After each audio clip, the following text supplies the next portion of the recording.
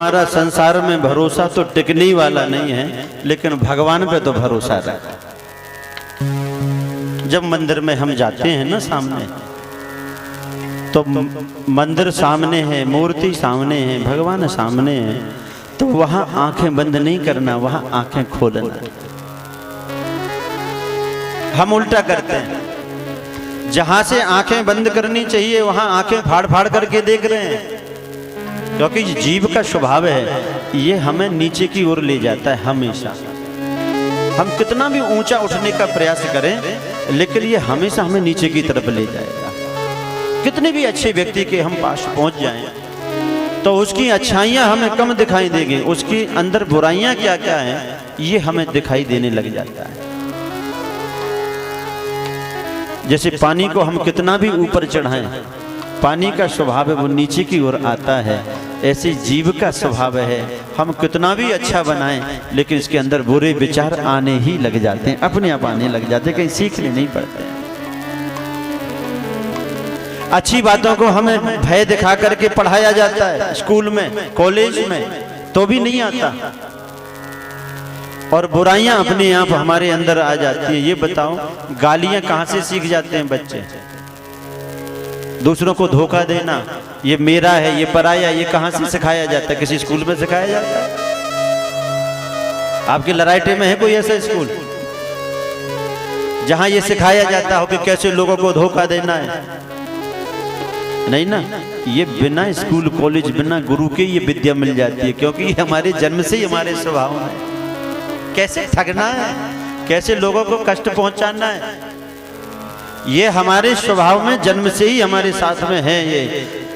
और अच्छी बातों को हम कितना भी प्रयास करें अपने हृदय में अच्छा भाव बन जाए, उस समय हम बहुत प्रयास करते हैं, लेकिन फिर भी हमारी दृष्टि जाती है हमेशा उन बुराइयों की ओर जो हमारे लिए बुरा बनाए जा रहे हैं। इसलिए हमें सावधान रहना है।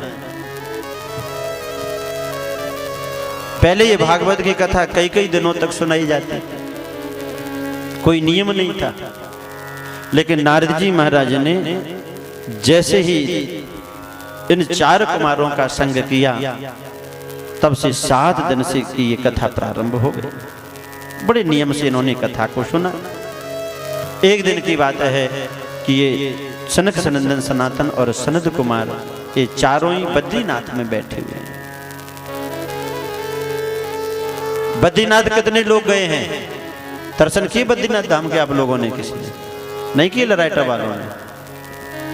अच्छा, कहां तक की यात्राएं करी? केवल झांसी तक की? बस ज्यादा से ज्यादा मायके चली जाती होंगी, जिसका जहां होगा। तीर्थों में क्यों जाते हैं? क्योंकि तीर्थों में केवल भगवान रहते हैं, वहां संसार की और कोई बातें नहीं रहती इधर उधर की।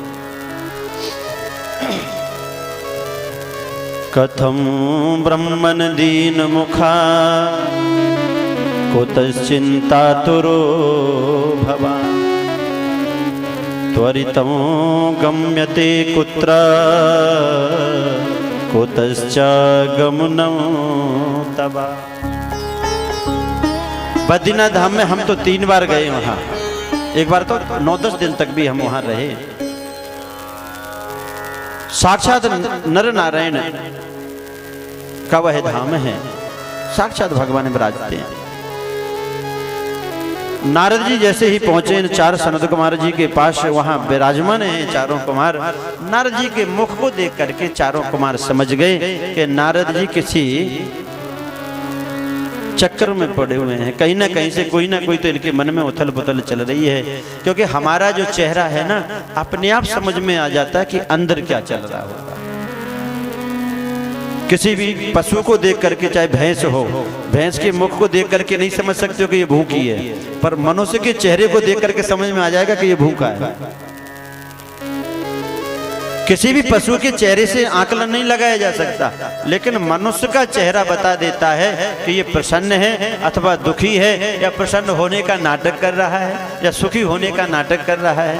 अंदर अगर थोड़ी सी भी कोई कष्ट है, कोई वेदना है, तो इसके मुखमंडल पर झलक जाती है। इदानीं शून्य चित्तोऽसि गतवित्तो यथा जनः तभेदं मुक्त संगस्य नोचितं वद कारणम्। क्या बात है नारद, आपका मुखमंडल थोड़ा मुरझाया हुआ है। ऐसा लगता है हमें आपके शून्य चित्त को देख करके कि जैसे साधारण से कोई व्यक्ति का धन किसी ने छीन लिया हो, जैसा चेहरा उसका मुरझाया हो जाता है, ऐसा ही आपका है। पर आपका तो कोई धन ही नहीं है तो कोई छीनेगा क्या? किसी प्रकार का कोई कष्ट आपको कैसे हो सकता है? जय हो। आप अपनी उदासी का कारण तो हमें बताएं, क्या है? तब नारद जी बोले कि मैं इस पृथ्वी का भ्रमण करने के लिए गया था। मैंने सोचा कि पृथ्वी पर तो भगवान के भजनानंदी भक्त मिलते होंगे, वही निवास करते होंगे। इदानीं सोन चित्तों से गतवित्तो यथा जनः तवेदं मुक्त संगस्य नोचितं वद कारणम्। दो सूत्र हैं परीक्षित जी महाराज। जब तक कोई पूछे नहीं तब तक बताना नहीं चाहिए,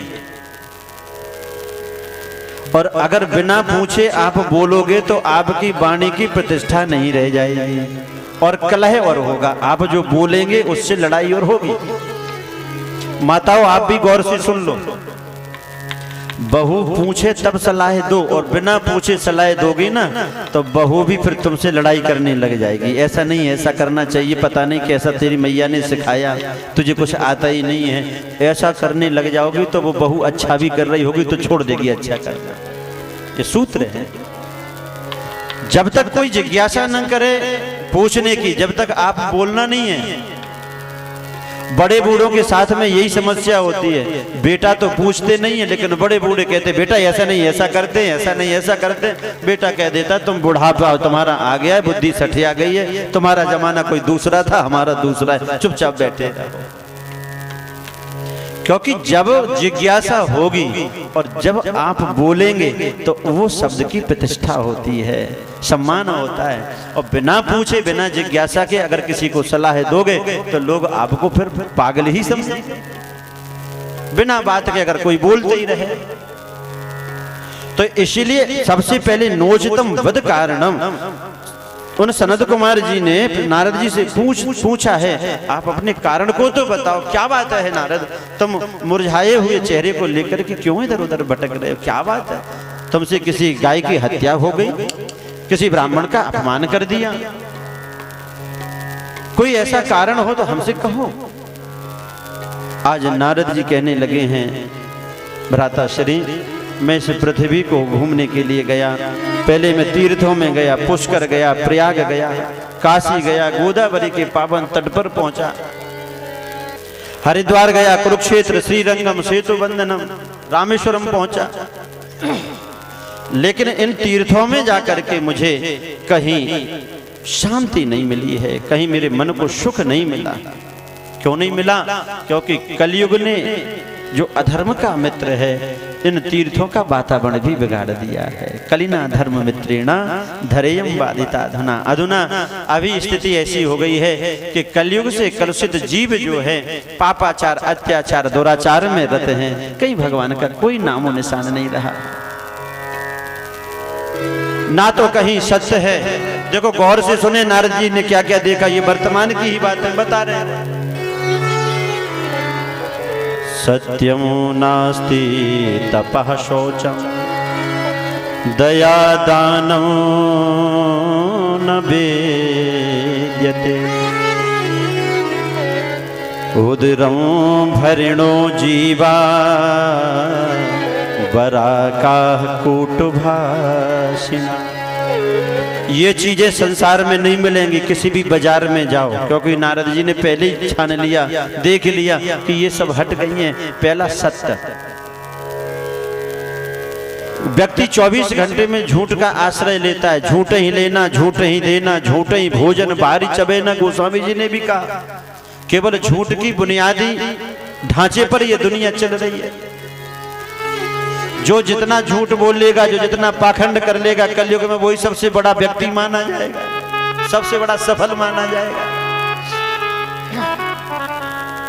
सीधी सच्ची बात है भैया, कलयुग का मित्र कौन है? अधर्म। अधर्म कलयुग का मित्र है, दोस्त है, फ्रेंड है। तो जो जिसका मित्र है तो वो उसी का तो बोलबाला रहेगा ना ज्यादा। तो जो ज्यादा अधार्मिक होंगे, जो ज्यादा लूट खसोट करने वाले होंगे, कलयुग उनको और ज्यादा बढ़ा देता है। और जो भैया ईमानदारी से चलने वाले होते हैं, कलयुग सोचता है मेरा विरोध कर रहा है मेरे राज्य में, सत्ता किसी और की है और झंडा किसी और का लेके घूमो तो भैया गड़बड़ तो हो गई। सत्ता कलयुग की है और झंडा हम अगर ले भगवान का। तो यहाँ दुनिया में नियम ये है कि जो सच्चे हैं, जो भगवान के परम भक्त हैं, उनको प्रारंभ में समस्याएं आएंगी, और जो दुष्ट हैं, जो किसी को मानते नहीं हैं, जो असज्जन हैं, उनको कलयुग बढ़ावा देता है। और बढ़ जा आगे भैया, और बढ़ जा। उनको आदर्श मत बना लेना कि गले काटने लगो, झूठ बोलने लगो तो हम भी आगे बढ़ जाएंगे। ये कलयुग के पाखंड हैं। जितना ज्यादा हम पाखंड का आश्रय ले लेंगे, उतने बड़े हम सफल बन जाएंगे इस दुनिया में। तो ना तो सत्य है, न तपस्या है, न पवित्रता है, न दया है, न दान है। ये नारद जी कह रहे हैं। सत्य भी चला गया। सत्यम नास्ति तपः शौचम। पवित्रता चली गई। वो तो कोरोना ने पवित्रता थोड़ी बहुत लाई थी बीच में, कि हाथ धुलते धुलते हाथ की रेखाएं भी मिट गई। सर्फ की थैली को भी सर्फ से धुल करके रख रहे थे घर में।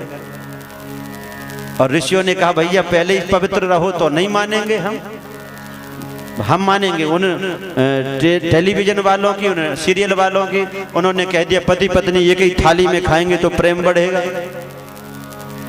और ये प्रेम ऐसा बढ़ा कोरोना काल में कि पत्नी बगल में ही छींक रही है तो पति भाग रहा है। ये सत्य है कि नहीं है? कि जीवन में पवित्रता परम आवश्यक है। अगर हम पवित्र रहेंगे, स्वच्छ रहेंगे, तो भैया कई कई बीमारियों से बचे रहते हैं। केवल भय से नहीं, स्वभाव में पवित्रता आनी चाहिए। आजकल जो भोजन चल गए ना, ये कौन से भोजन कहते हैं इनको? बुफे भोजन, बफेलो भोजन है ये। जैसे भैंसों के लिए आप लोग सानी डालते हो लड़ावनी में, वैसे ये भोजन मिलते हैं। अलग अलग सजे हुए हैं, कहीं पूड़ी रखी, कहीं मिठाइयाँ रखी हुई हैं। और वहाँ थाली प्लेट लेकर के वहाँ आप किसी एक का जूठा नहीं खा रहे हैं, हजारों का जूठन खा रहे हैं। और यहाँ अगर बेटा ने जूठा कर दिया तो पिता मना कर रहे हैं, पागल हो गया मुझे जूठा खिला रहा है। यहाँ लड़ाई कर रहे हो और वहाँ शान समझ रहे हो सबका जूठन खाने का।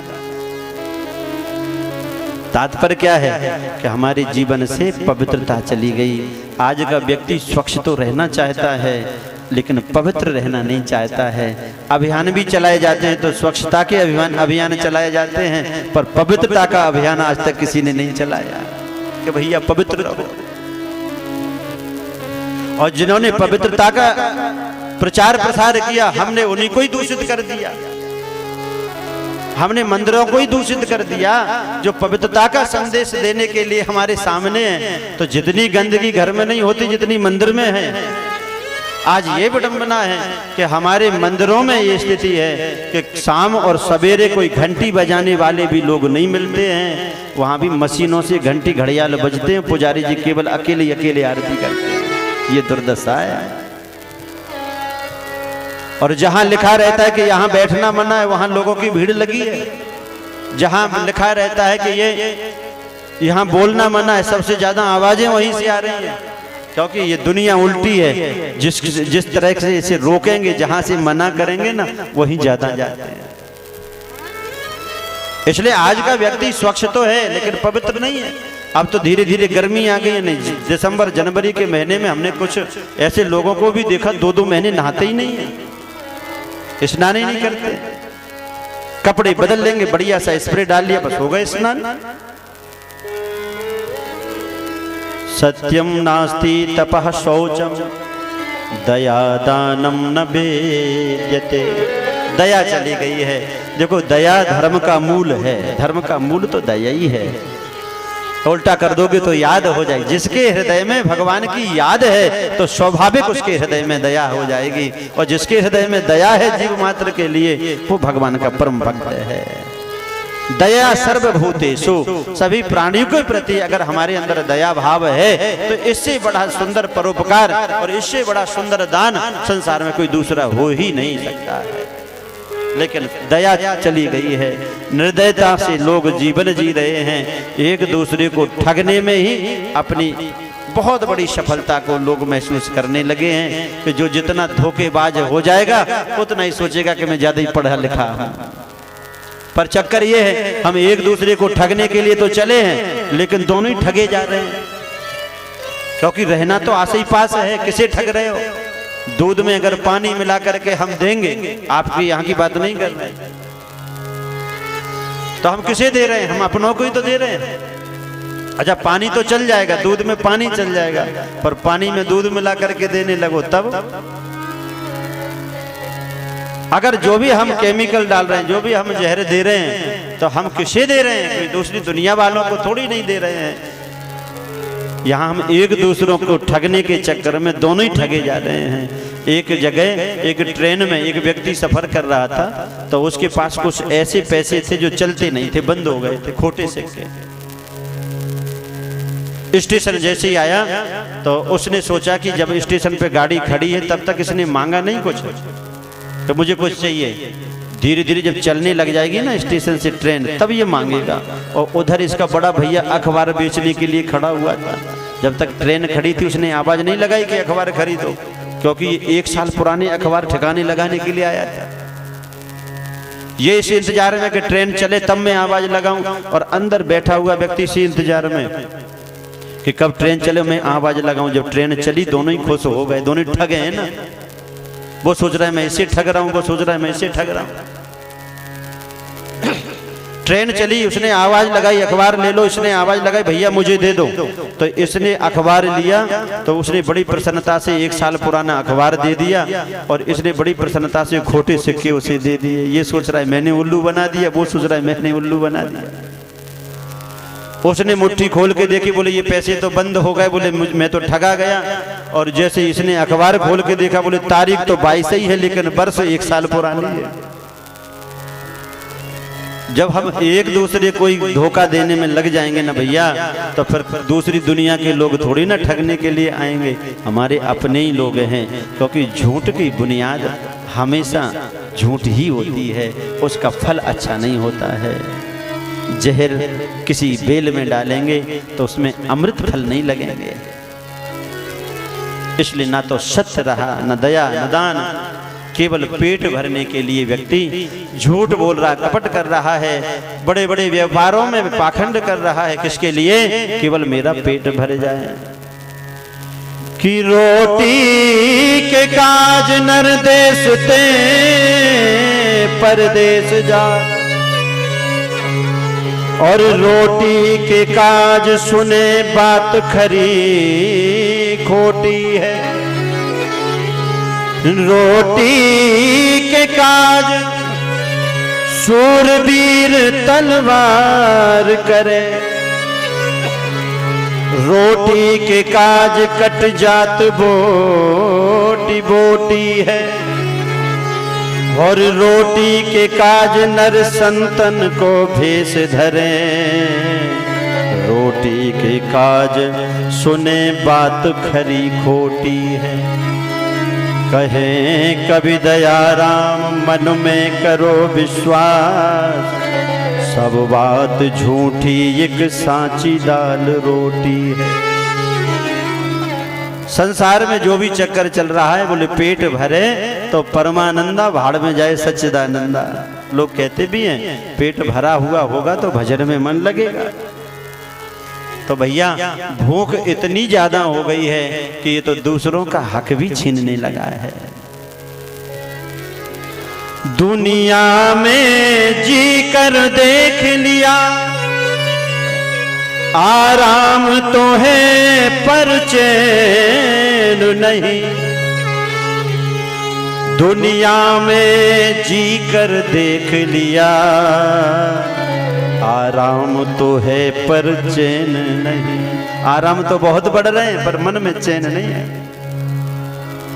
ईश्वर ने रोटी डाल दिया, पर माया के बंधनों में डाल दिया, पर माया के बंधन में डाल दिया। आराम तो है पर चैन नहीं। सब कुछ है पर आराम मिल जाएंगे, लेकिन चैन कब मिलेगा? जब हम भगवान की शरण में जाएंगे। आराम की तलब है तो एक काम कर, आराम की शरण में और राम राम रट। हम भगवान को छोड़ करके संसार में आराम चाहते हैं, बस वहीं हमें आराम नहीं मिलता। किसान लोग अपने अन्न को बेचने लगे।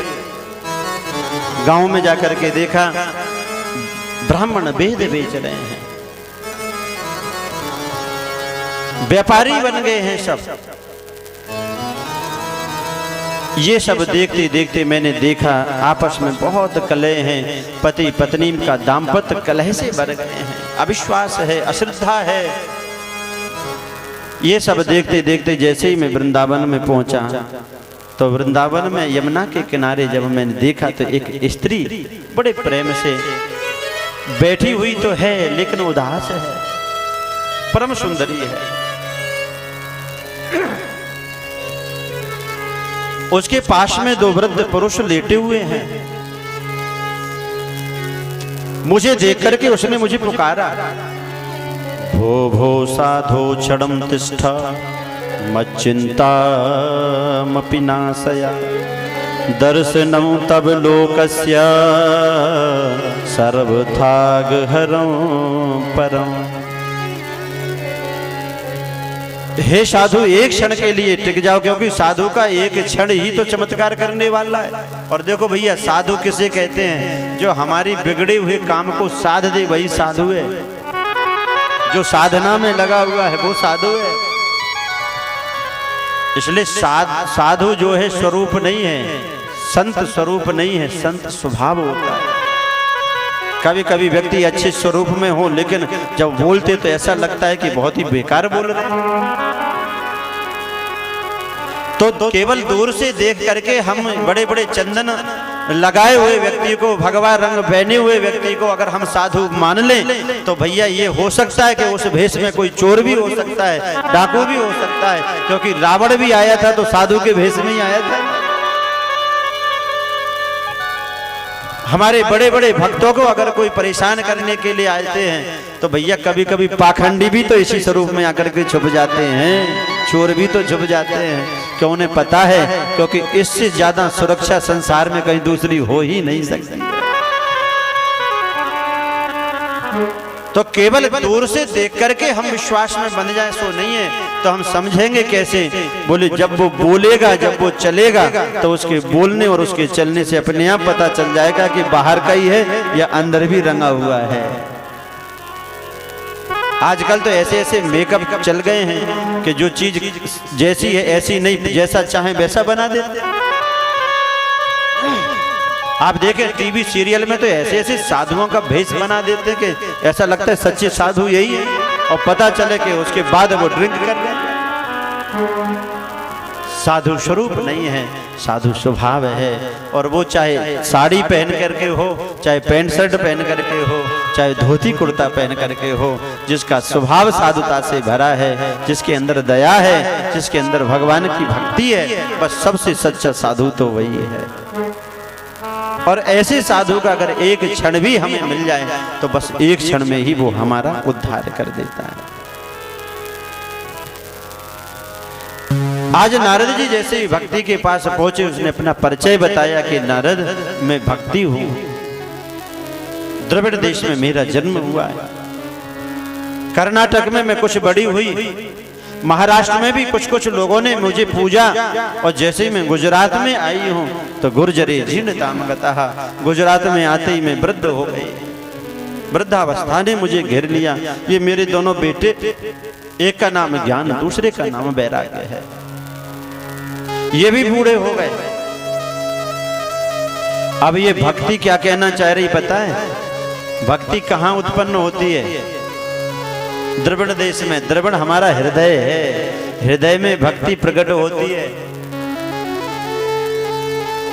और वृद्धि को कहाँ प्राप्त होती है? हृदय की भक्ति कब बढ़ती है? जब कान कहते हैं कर्नाटक, बोले जब कानों से हम भगवान की कथा सुनते हैं तो हृदय की भक्ति बढ़ने लग जाती है। अभी भक्ति बढ़ी हुई है। और जब भक्ति बढ़ती है ना तो महाराष्ट्र कहते हैं मुख को, क्वचिन क्वचिन महाराष्ट्र। जब अपने मुख से जब हृदय में भक्ति बढ़ती है ना तो फिर धीरे धीरे करके मुख के माध्यम से वो भगवान की चर्चा भी बाहर आती है। और जैसे क्वचित क्वचिन महाराष्ट्रे, तो अपने मुख से भगवान की चर्चा आने लग जाती है। और गुर्जरे जीर्णताम गतः, जो दिन जो रात्रि बिना भगवान के भजन के गुजर जाए, समझ लो भक्ति हृदय की बूढ़ी हो जाए, पर भक्ति कुछ नहीं कर पाएगी। नारद जी ने प्रयास किया, वृंदावन की बड़ी सुंदर महिमा बताई है कि धन्य है वृंदावन, जिस वृंदावन में आकर के मुझे तो अपना स्वरूप मिल गया। स्वयं भक्ति कह रही है, लेकिन मेरे दोनों बेटे ज्ञान वैराग अभी भी बूढ़े के बूढ़े हैं, क्योंकि वृंदावन में भक्ति आज भी है। आप रात में भी जाएं, किसी भी समय में जाएं, तो वहां आसपास से आपको भगवान के नाम